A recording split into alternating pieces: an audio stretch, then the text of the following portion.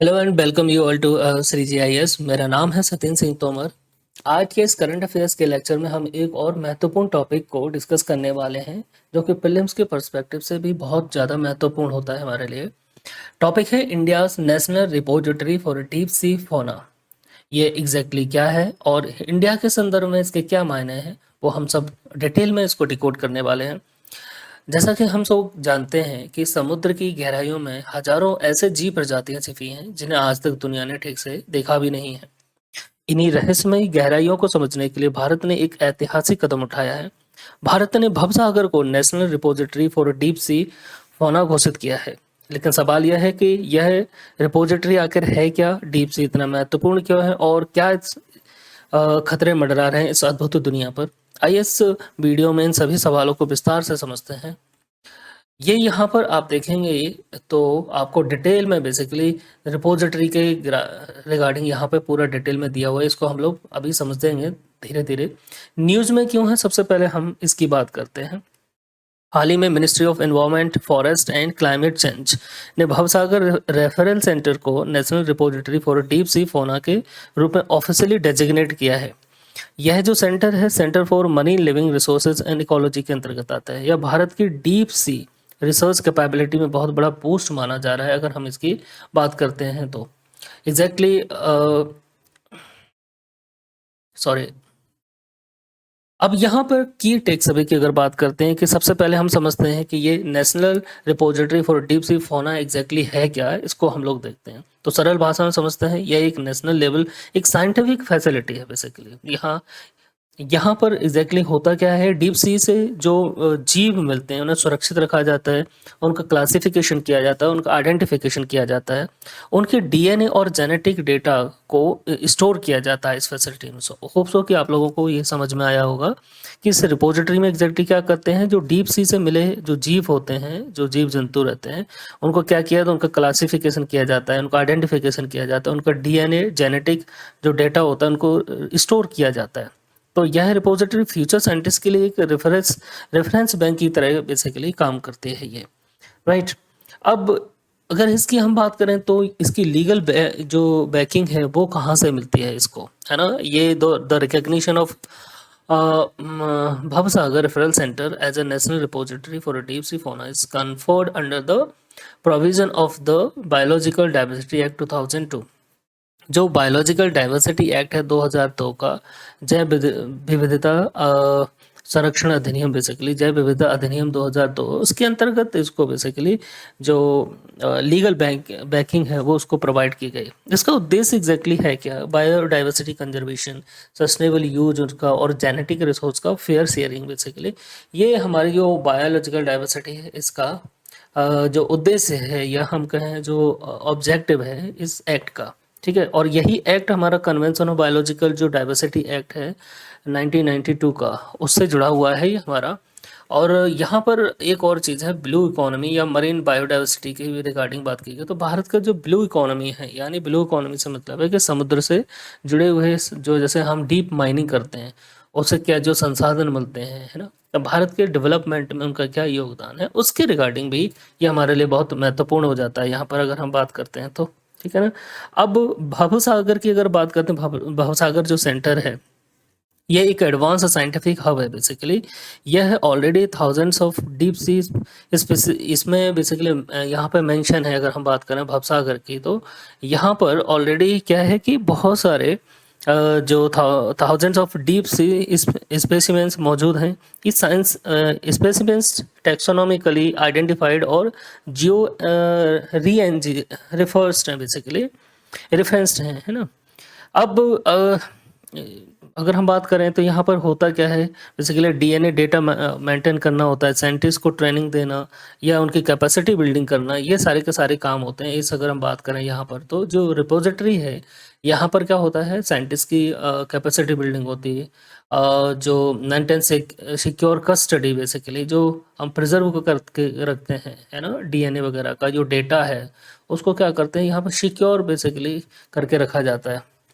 यहाँ पे holotype specimens act as official custodian for any new deep sea species discovered within Indian water. अब एक यहाँ पर चीज समझते हैं, जो CMLRE है बेसिकली, ये प्रीमियर इंस्टीट्यूट है किस मिनिस्ट्री के अंतर्गत है, तो मिनिस्ट्री ऑफ अर्थ साइंस के अंतर्गत है ना। तो सबसे पहले आपको याद रखना है कि ये मिनिस्ट्री ऑफ फॉरेस्ट के अंतर्गत नहीं आता है CMLRE, ये ministry of earth and science के अंतर्गत आता है।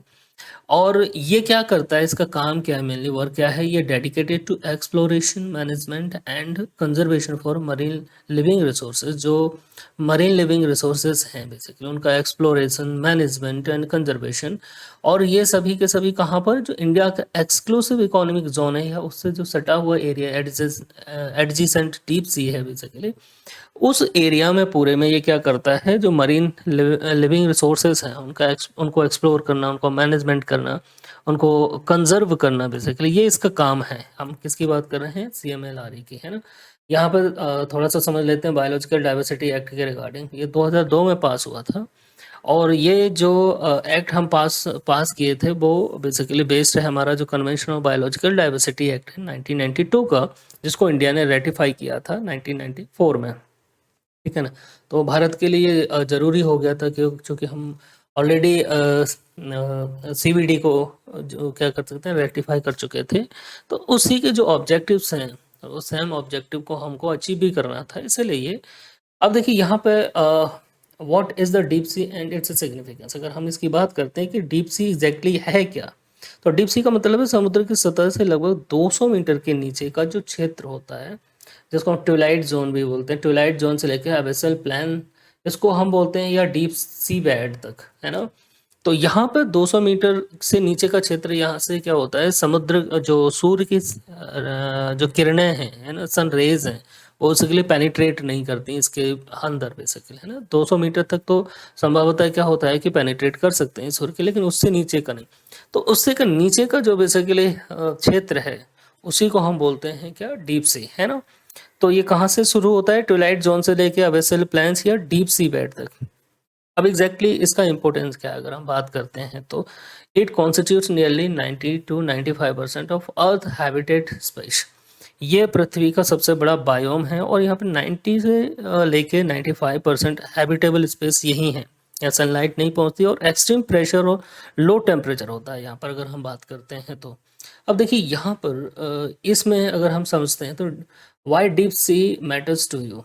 एक तो ये हमारे लिए क्यों इम्पोर्टेंट है deep sea, global life support system. यहाँ पे अगर बात करते हैं, ये विश्व का 50% जो ऑक्सीजन है ये जो समुद्र से हमको बेसिकली मिलता है, तो प्रोड्यूस 50% ऑफ अर्थ ऑक्सीजन। यानी अर्थ का जो टोटल ऑक्सीजन है उसका 50% हमें समुद्र की गहराइयों से मिलता है, डीप सी से मिलता है। रेगुलेट ग्लोबल क्लाइमेट, ये दूसरा है, जो ग्लोबल क्लाइमेट है वैसे उसको रेगुलेट करता है। डीप सी ओशन करंट पूरी दुनिया में हीट डिस्ट्रीब्यूट करते हैं, जैसा कि हम लोग जानते हैं, ज्योग्राफी पढ़ी होगी आप लोगों ने। तो ये क्या करते हैं, डीप सी ओशन जो करंट होती हैं, ओशन करंट होती हैं, वो क्या करती हैं, हीट को डिस्ट्रीब्यूट करती है पूरी दुनिया में। इससे क्या है, ग्लोबल जो वेदर सिस्टम है ना, उसको कंट्रोल करते हैं। तो एक तो इसका ये सिग्निफिकेंस है, यानी क्लाइमेट रेगुलेशन इसका सबसे बड़ा है, जो ग्लोबल क्लाइमेट रेगुलेशन है वो है। न्यूट्रिएंट्स साइकिलिंग बेसिकली अगर हम बात करें तो जो न्यूट्रिएंट साइकिलिंग है वो भी, यानी डीप सी से आने वाले न्यूट्रिएंट्स सरफेस और मरीन फूड चेन को सपोर्ट करते हैं बेसिकली, है ना। तो ये भी हमको थोड़ा सा ध्यान रखना है। फिश हैबिटेट है, एसेंशियल फिश हैबिटेट की बात करते हैं, ये बायोडाइवर्सिटी ट्रेजर के रूप में भी काम करता है, जो यहाँ यूनिक स्पीसीज पाई जाती है, जैसे कोरल्स हैं, स्पॉन्जिस हैं, माइक्रोब्स हैं, है ना। जो एग्जांपल के तौर पर अगर हम देखते हैं कि कोविड-19 की PCR टेस्ट में इस्तेमाल एंजाइम जो था ना, डीप सी माइक्रोब से ही आया था, ठीक है ना। अब इसका अगर हम बात करें तो इकोनॉमिक एंड साइंटिफिक इम्पोर्टेंस क्या है इसका। डीप सी ऑर्गेनिज्म यहाँ से मिलते हैं, उनका हम कहाँ यूज़ करते हैं, मेडिसिन में, कॉस्मेटिक्स में, बायोटेक्नोलॉजी में इसका यूज़ करते हैं हम, है ना। तो ये सारे के सारे अगर हम बात करें तो डीप सी का बेसिकली यहाँ पर deep sea ocean current, distribution, heat around the planet, है ना। तो ये सब इसका बेसिकली हमको अब बात करते हैं कि थ्रेट क्या है। डीप सी बायोडाइवर्सिटी के रिगार्डिंग सबसे बड़ा थ्रेट है ओवर फिशिंग, या ना डीप सी हैबिटेट डिस्ट्रॉय हो रहे हैं फिशिंग एक्टिविटीज़ की वजह से। तो आप फिशिंग एक्टिविटीज़ इतनी हो गई है जिसकी वजह से ओवर फिशिंग की वजह से सबसे बड़ा जो चैलेंज है आज वो है ओवर फिशिंग। दूसरा है deep sea mining. Deep sea mining का मतलब है समुद्र तल से मिनरल्स को निकालना, जैसे कि निकल्स है, निकेल है, कोबाल्ट है, कॉपर है, मैंगनीज है। अब प्रॉब्लम ये है कि यहाँ पर ऑर्गेनिज्म जो रहते हैं वो स्लो ग्रोइंग होते हैं, रिकवरी बहुत मुश्किल होती है यहाँ पर, राइट। ये तो दूसरा चैलेंज है। थर्ड है कि इन्वायरमेंटल डैमेज, इंडस्ट्रियल एक्टिविटीज से इकोसिस्टम डिस्टर्ब हो रहा है या रिवर्सिबल डैमेज हो सकता है इसकी वजह से। तो ये आप देखें डीप सी माइनिंग की जो जो थ्रेट है डीप सी बायोडाइवर्सिटी को, उसको लेकर मेनली है हमारा ओवर फिशिंग है डीप सी माइनिंग है। थर्ड है इन्वायरमेंटल डैमेज इसकी वजह से हो रहा है जो है ना, और ऑयल वैसे स्प्लिट हो जाता है, बहुत सारे जो शिप्स हैं उसकी वजह से ऑयल स्प्लिट होता है वो। तो यहाँ पर अगर हम डीप सी माइनिंग को समझते हैं तो it is the process of removing minerals deposits from the deep C oceans. ठीक है, तो डीप सी ओशन में से जो मिनरल्स होते हैं उनको हम उसको निकालने का जो प्रोसेस है, रिमूव करने का जो प्रोसेस है, उसको डीप सी माइनिंग बोलते हैं, है ना। अब यहाँ पर 3 frontier of deep sea mining होती है। देखो 70% ऑफ द ओशन फ्लोर से होते हैं, ठीक है। बायोडाइवर्सिटी, सी अमाउंट क्रस्ट है, डीप सी हॉट स्प्रिंग्स यहाँ पे देखने को मिलते हैं, ये सब भी रहता है। अब इसको लेकर अगर हम बात करें कि क्या एफर्ट्स लगाए जा रहे हैं इसके कंजर्वेशन के लिए, इसके प्रोटेक्शन के लिए, है ना, efforts to conserve and protect the marine environment, ठीक है। तो सबसे इम्पोर्टेंट जो लॉ है वो है United Nation convention on the law of the sea, ठीक है ना, जिसको अनक्लॉज भी बोलते हैं हम। ये रेगुलेट करता है बेसिकली, ये 1982 में अडॉप्ट किया गया था और ये 1994 में ये लागू हुआ बेसिकली, है ना। लीगल ऑर्डर है to promote the peaceful use of the sea and oceans and the equitable and efficient utilization of their resources, conservation of their living resources and the steady protection preservation of the marine environment, ठीक है ना। अगर ये हम बात करते हैं तो मेनली ये प्रमोट करता है peaceful use of seas and ocean. जो ओशन है ना, ये सी है, उनका पीसफुल यूज को प्रमोट करना है इसको, है ना। जैसे कि हर एक देश का एक EEZ होता है ना, एक्सक्लूसिव इकोनॉमिक जोन, जैसे भारत का एक्सक्लूसिव इकोनॉमिक जोन है, तो इसको ये बांटा किसने, अनक्लोज के माध्यम से ही बांटा गया है, राइट। यहाँ पे दूसरा अगर बात करते हैं तो यहाँ है UN फिश स्टॉक, है ना। ये एग्रीमेंट है, ये 1995 में आया था, UN agreement for the implementation of provision of the UNCLOS related to the conservation management of straddling the fish stock and highly migratory fish stocks known as the UN fish stocks, ठीक है ना। ये कब लागू हुआ था, 2001 में ये लागू हुआ था, creation of regional fisheries management organise.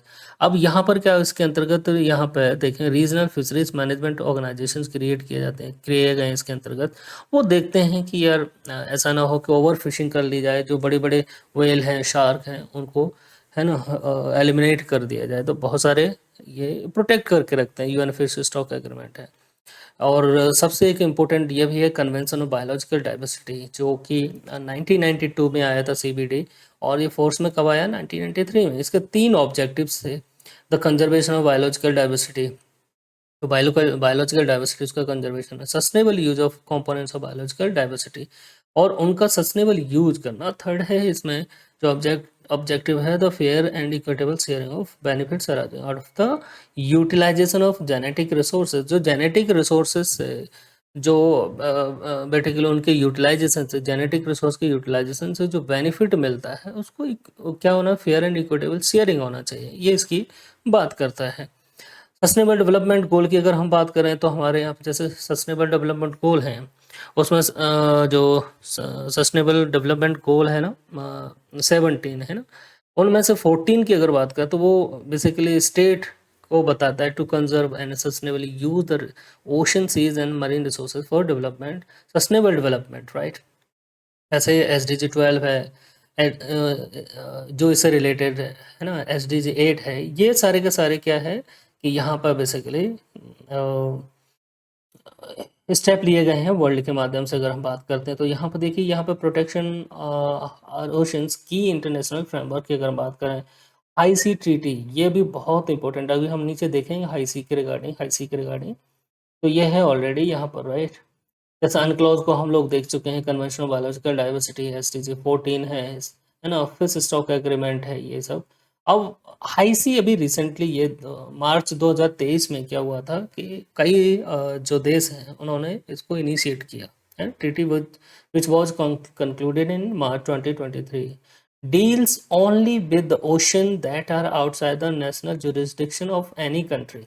अब देखिए ये जो हाई सी ट्रीटी है ये मतलब जो देखती है बेसिकली जो केसेस देखती है या रेगुलेट करती है वो क्या किसको रेगुलेट करती है, देश के जो एक्सक्लूसिव इकोनॉमिक जोन के बाहर का जो क्षेत्र है जिसको हम बोलते हैं नेशनल जुरिस्डिक्शन का किसी कंट्री का, उसके आउटसाइड का जो ओशन है उसको रेगुलेट करती है ना। ऐसा नहीं है कि ईईजेड को जो रेगुलेट करती है, तो इसको हमको ध्यान रखना है। अब यहाँ पे अगर हम बात करें तो ये जो एक्सक्लूसिव इकोनॉमिक जोन है किसी कंट्री का एक्सटेंड कहाँ तक होता है, बेस लाइन से लेके 200 नॉटिकल माइल्स तक ये एक्सटेंड करता है। इस जो ट्रीटी है इसके ऑब्जेक्टिव्स क्या हैं, demarcation of marine protected areas, जो मरीन प्रोटेक्टेड एरियाज उनका डेमार्केशन करना, rather like they are protected forest और वाइल्ड लाइफ एरियाज, उनको वैसे ही प्रोटेक्शन प्रोवाइड करना है जैसे कि हमारे यहाँ पर जो प्रोटेक्टेड फॉरेस्ट हैं या वाइल्ड लाइफ एरियाज हैं, जैसे नेशनल पार्क हैं, वाइल्ड लाइफ सेंचुरीज हैं, बायोस्फीयर रिजर्व्स हैं, वैसे ही यहाँ पर हमने क्या किया इसके अंतर्गत मरीन प्रोटेक्टेड एरिया भी डिमार्केट किए गए हैं इसके अंतर्गत। Sustainable use of marine genetic resources and equitable sharing of benefit sharing arising from them, जो हमने सीबीडी में देखा सेम ऑब्जेक्टिव यहाँ पर भी है, ठीक है ना। Initiation of practice of environmental impact assessment for all major activities in the ocean, ये भी आपको यहाँ पर देखने मिलता है, इसका ऑब्जेक्टिव है ना। कैपेसिटी बिल्डिंग है, टेक्नोलॉजी ट्रांसफ़र, जो आइलैंड नेशंस हैं राइट, जो सबसे ज़्यादा प्रभावित हैं इसकी वजह से, उनको कैपेसिटी बिल्डिंग करना, टेक्नोलॉजी ट्रांसफ़र करना। अब यहाँ पे बात करें इंडिया ने इसको बेसिकली साइन किया है कि नहीं है, तो India sign the biodiversity beyond national jurisdiction agreement, इसको हम हाई सी भी बोलते हैं। तो हाई सी ट्रीटी जो है इसको याद रखना है, इसको दूसरा नाम क्या है, biodiversity beyond national jurisdiction agreement. इसको भारत ने अभी साइन किया था 2025 में, 2024 में सितंबर 2024 में इसको बेसिकली भारत ने इसको साइन किया था, है ना। तो हमको याद रखना है इंडिया इसका सिग्नेटरी है, अभी तक लगभग 120 कंट्रीज़ ने इसको साइन कर लिया है ना। रेटिफाई काफ़ी लगभग मोर देन 60 कंट्रीज़ ने इसको रेटिफाई कर दिया था उसी समय। तो ये आपको याद रखना है यहाँ पर। अब देखिए यहाँ पर reference to the deep sea एक क्वेश्चन है आप लोगों के लिए कि with reference to the deep sea consider the following statement. It refers to the ocean region below about 200 metres, बिल्कुल सही है। It constitute nearly 90 to 90% earth habitable space, ये भी स्टेटमेंट सही है। और deep sea organism are fast growing and quickly recover from disturbance, ऐसा नहीं है। या थर्ड वाला स्टेटमेंट गलत हो जाता है, तो इसका क्या आंसर होगा यहाँ पे बी, है ना। तो आपको याद रखना है। चलिए ये जो हमारा टॉपिक है आज का, हम इसको यहीं पर समाप्त करते हैं राइट। अगले उसमें हम लोग फिर मिलेंगे। तो आप लोगों ने इसमें अच्छे से समझा होगा कि इंडिया के जो India national repository for deep sea fauna है ना, इसके रिगार्डिंग आपको मुझे लगता है कि अच्छे से समझ में आया होगा। अब नेक्स्ट लेक्चर में हम लोग मिलते हैं। धन्यवाद, थैंक यू सो मच।